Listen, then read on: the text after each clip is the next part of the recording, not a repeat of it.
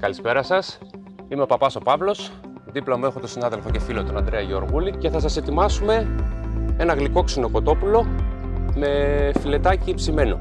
Ελαιόλαδο, πιπεριές πολύχρωμες, κρεμμυδάκι, ξηρό και φρέσκο. Θα ετοιμάσουμε λίγο τη σάλτσα, μία κουταλιά μέλι, γενναία, 3 κουταλιές κέτσαπ και μία κουταλιά σόγια. Θα κόψουμε μερικά ντοματίνια να προσθέσουμε στο τέλος.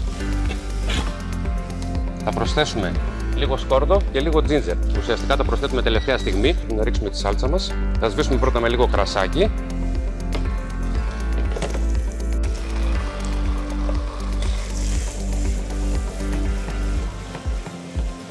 Εδώ σε αυτό το σημείο θα προσθέσουμε λίγο αλάτι και πιπέρι. Το αλάτι καλό είναι να μην το ρίχνουμε από την αρχή, διότι θα αποδεσμεύσει υγρασία από τα λαχανικά μας. Και αφού εξαπνιστεί το αλκοόλ, είμαστε έτοιμοι να ρίξουμε τη σάλτσα μας.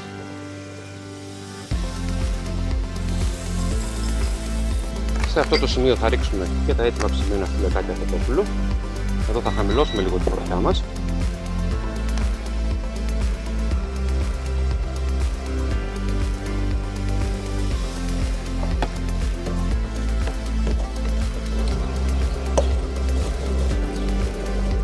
Ουσιαστικά το μόνο που θέλουμε αυτή τη στιγμή είναι να ζεσταθεί το κοτόπουλο.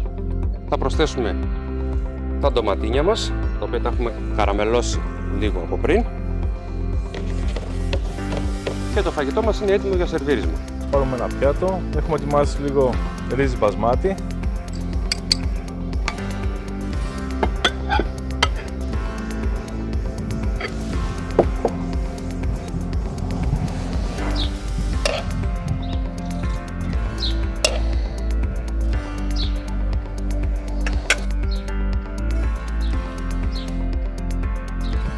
Λίγο αμύγδαλο